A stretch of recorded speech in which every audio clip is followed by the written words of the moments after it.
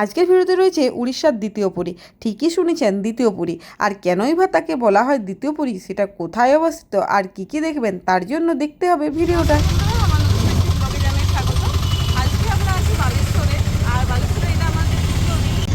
এখন ঘড়িতে সময় সকাল 8টা আর আমরা অটোতে করে যাচ্ছি ইমামে জগন্নাথ টেম্পল। দেখো হাসা আছে হাসা পাপাকে হাই করে দাও, বলে হাই।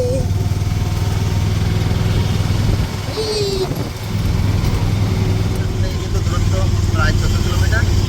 আর আজকের যে দিনের শুরুয়াত আমরা কিন্তু সেটা করবো জগন্নাথ দেবের দর্শন করবো।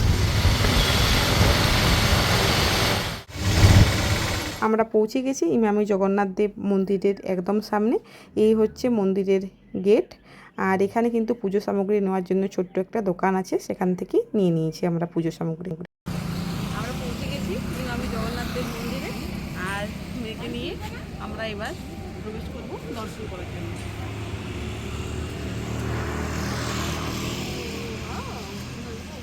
সোজা সোজা পথ বরাবর আমরা এগিয়ে যাচ্ছি। আর মেয়ে কিন্তু খুব খুশি, ও বেড়াতে খুব পছন্দ করে। তো আমাদের প্রথম গন্তব্য কিন্তু জুতো রাখার জায়গা। এখানে কিন্তু শু স্ট্যান্ড আছে, এই যে।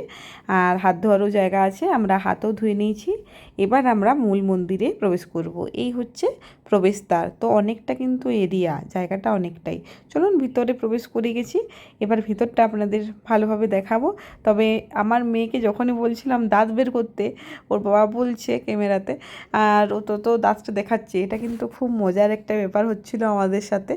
তবে অনেকটা সকালে আমরা বেরোইনি, আমাদের 8টা বেরিয়ে গেছিলো। কিন্তু রোদটা দেখুন, প্রচণ্ড রোদ দিচ্ছিল। মানে অনেকটা বেলা হয়ে গেছে এরকম মনে হচ্ছে। তো যাই হোক, যদি বালেশ্বরে যান তো অবশ্যই একটু সকাল সকাল বেরোনোর চেষ্টা করবেন। রোদে দেখছেন অবস্থা। যদিও ভিড় অনেকটাই কম ছিল, ভিড় তখনও শুরুই হয়নি, তবুও আর কি অনেক শান্ত পরিবেশ। আমরা এবার মূল মন্দিরে গর্ভগৃহে যাব, ওখানে পুজো দেব। বাইরের থেকে জুম করে আপনাদের জগন্নাথ দেবের দর্শন করাই। অবশ্যই সবাই বলবেন জয় জগন্নাথ। আমরা কিন্তু আপনাদের যে মূল বিগ্রহ সেটারই দর্শন করালাম। সকাল সকাল পুজো হয়ে যাওয়ায় খুবই ভালো লাগছে। আর এবার আমরা মন্দিরটা পরিক্রমণ করছি। তো মন্দির পরিক্রমণের সময় মেয়ে কিন্তু কোল থেকে নেমে গেছে, নিজেই পরিক্রমণ করছে, খুব ভালো লাগছে। এই রে, এবার বেচারা টায়ার্ড হয়ে গেছে। মানে কিছুক্ষণ হাঁটাহাঁটি করেছে, আর রোদটাও বেশ ভালোই ছিল। তবে পুজোর প্রসাদটা একটু ওকে দিলাম। ওই দিন ওর জন্মদিন ছিল, 2 মার্চ। তো মন্দিরে পুজো দিয়েই আমরা দিনটা শুরু করেছিলাম, জগন্নাথ দেবের কাছে আশীর্বাদ নিয়ে। তো দেখুন, ও এক হাতে কিন্তু প্রদীপ ধরে আছে। প্রদীপও কিছুতেই দেবে না, মানে আমাকে সন্ধ্যা দিতে দেখে, তো প্রদীপে করে উলু উলু করে। তো ও সেটাও জানে যে প্রদীপটা করে উলু উলু করতে হয়। ও যে উলু উলু এরকমভাবে দেখাচ্ছে। মন্দিরের দেওয়ালে খোদিত প্রত্যেকটি মূর্তির বিবরণ কিন্তু আমার মেয়েকে দিতে হচ্ছিল। ও কিন্তু খুব জিজ্ঞাসু মন নিয়ে জিজ্ঞাসাও করছিল। তো সেই জন্য ওকে কিন্তু বলে বলে যাচ্ছিলাম। আর ও কিন্তু পুরো জিজ্ঞাসা করছিল, এটার পর এটা, এটার পর এটা। তো সেরকমভাবেই বলে যাচ্ছিলাম। এই হচ্ছে মন্দিরের শিল্পরীতি। এই মন্দিরের শিল্পরীতি কলিঙ্গ শিল্পরীতির সাথেই মিলিত। আসলে জগন্নাথ দেব মন্দির যেটি পুরীতে আছে, তার আদলেই কিন্তু এই মন্দিরটি বানানো হয়েছে। অনেকে কিন্তু সেই জন্য একে দ্বিতীয় পুরী বলেও উল্লেখ করেন। এই যে হচ্ছে মন্দির, দেখুন এটি নরসিংহ অবতার। তো প্রত্যেকটি অবতারকে কিন্তু খুব ভালো রকমভাবে তুলে ধরা হয়েছে। সামনে অনেকগুলো ছোট ছোট মন্দিরও কিন্তু আছে। এই হচ্ছে মন্দিরের পুরো স্ট্রাকচারটা, মানে খুব সুন্দরভাবে এটি হচ্ছে মৎস্য অবতার, প্রত্যেকটি অবতার তুলে ধরা হয়েছে। ধূপ দ্বীপ জ্বালানোর জন্য মন্দির প্রাঙ্গণেই একটা স্ট্যান্ড করা আছে, তো সেখানেই আমরা ধূপ দ্বীপ জ্বালালাম। আর মেয়েও কিন্তু ধূপ জ্বালিয়েছে আমার সাথে। আর ওর বাবার সাথে কিন্তু ও প্রদীপ জ্বালিয়েছে। ওর বাবাকে দেখেছি যে প্রদীপ জ্বালিয়েছে, সেই ও আমার কোল থেকে নেমে সোজা ওর বাবার কাছে। মানে সমস্ত জিনিসেই কিন্তু হস্তক্ষেপটা দরকার। আমাদের পাকা বুড়ি, তাকে সমস্ত কিছু দিতে হবে। আর এই মুহূর্তে যদি ওর বাবা ওকে না দিত, তাহলে কিন্তু একটা ছোটোখাটো যুদ্ধ হতো আর কি। তো সেটা অ্যাভয়েড করাই এই সময় ভালো। মন্দিরে প্রবেশ করার পর ঠিক বাম পাশেই আছেন মহাদেবজির মন্দির। এই হচ্ছে মহাদেবজির মন্দির।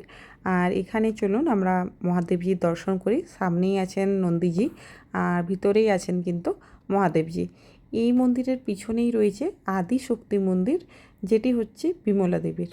আমরা এখানেও দর্শন করলাম। আর জগন্নাথ ধামে ঠিক যেরকম মন্দিরগুলো আছে সেরকমই কিন্তু এখানেও করা হয়েছে। এখানের এই গোলাপগুলো কিন্তু আমাকে বেশ আকর্ষণ করেছিল, মানে এত সুন্দর লাগছিল। আর চারিদিকে গোলাপ ফুলের গন্ধ, আহা কি সুন্দর, মানে পরিবেশটা খুব শান্ত, স্নিগ্ধ আর মনোরম। এক কথায় আমি প্রকাশ করতে পারবো না। তবে যাই হোক, চলুন মন্দিরটা সম্পর্কে একটু জেনে নিই। এই মন্দিরটি 78 ফিট উচ্চতা বিশিষ্ট। আর এই যে মন্দিরের উপরে রয়েছে নীলচক্র, সেটি হচ্ছে অষ্টধাতু নির্মিত। মন্দির পরিসরে ছোট ছোট 5টি মন্দির রয়েছে। আগেই দেখিয়েছি মহাদেবজির মন্দির, বিমলা দেবীর মন্দির, এরপর আছে গজলক্ষ্মী, গণেশজি এবং হনুমান দেবীর মন্দির। তো পুরোটাই কিন্তু পুরীর মন্দিরের মতো আদলেই তৈরি করা হয়েছে। এই জন্যই কিন্তু অনেকে একে দ্বিতীয় পুরী বা দ্বিতীয় জগন্নাথ ধাম হিসাবেও কিন্তু আখ্যা দিয়ে থাকেন। তো কবে যাচ্ছেন এখানে দর্শন করতে? মন্দিরটি 3.5 একর জায়গার মধ্যে বিস্তৃত। আর এখানে কিন্তু বেশ ছোট্ট ছোট্ট বাগিচা নির্মাণ করা হয়েছে। বাগিচাগুলো কিন্তু বেশ পরিষ্কার পরিচ্ছন্ন এবং অনেক ফলের গাছও কিন্তু লাগিয়েছেন। তো এই জন্য কিন্তু এখানের পরিবেশটিকে আরও সুন্দর করে তুলেছে। এখান থেকে মন্দিরটিকে আরও খুব সুন্দরভাবে দেখা যাচ্ছে। আর মেয়েকে নিয়ে কিন্তু আমরা পুরো মন্দিরটাই ঘুরে দেখেছি, যতটা মন্দির পরিসর ছিল সবটাই। আর চারিদিকে এত সুন্দর ফুল গাছ দেখে ফুল নিবো নিবো করছে মেয়ে আবার, মানে ওর কিন্তু ফুলগুলো চাই। 2009 সালে শ্রী রঘুনাথ মহাপাত্রজি মহাশয়ের নেতৃত্বে ইমামি পেপার মিল দ্বারা কিন্তু এই মন্দিরটির নির্মাণ কাজ শুরু হয়েছিল। আর এই মন্দিরটির নির্মাণ কাজ শেষ হয়েছিল 2015 সালে। তার সাথে এই মন্দির নির্মাণে ব্যয় হয়েছিল প্রায় 17 কোটি টাকা, মানে অনেকটাই কিন্তু পরিমাণ। ইমামি পেপারস মিলকে সম্মান দেওয়ার জন্যই কিন্তু জগন্নাথ দেব মন্দিরের আগে ইমামি শব্দটি যুক্ত করে নাম হয়েছে ইমামি জগন্নাথ দেব মন্দির। বালেশ্বরে অবস্থিত এই দ্বিতীয় পুরী ভক্তদের কিন্তু এখন একটি তীর্থস্থান। তো অনেক মানুষই কিন্তু এখন এখানে আসেন। বালেশ্বরের যে স্টেশন সেখান থেকে 12 কিলোমিটার দূরে অবস্থিত এই মন্দির দেখার জন্য। এখানে আমরা অনেকটাই সময় কাটালাম। এবার এই মন্দির থেকে আমাদের কিন্তু চলে যেতে হবে, তার কারণ আমাদের পরের গন্তব্য আছে। এই যে হচ্ছে এখানের পানা, তো 5 টাকা করে নিচ্ছিল। আমরা এখানে পানা কিন্তু খেয়েছিলাম। তবে তার সাথে এখানে কিন্তু অন্নভোগও পাওয়া যাচ্ছিল, যেটা 40 টাকা করে নিচ্ছিল। আমরা কিন্তু সেটা গ্রহণ করিনি। এছাড়াও এখানে শুকনো ভোগও কিন্তু পাওয়া যায়। আমাদের ইমামি জগন্নাথ দেব মন্দির দর্শন হয়ে গেছে। এরপর আমরা যাব ক্ষীরচোরা গোপীনাথ মন্দিরে। পরের ভিডিওগুলো পাওয়ার জন্য অবশ্যই চ্যানেলটিকে সাবস্ক্রাইব করবেন। আমাদের সাথে যুক্ত থাকার জন্য ধন্যবাদ। টাটা।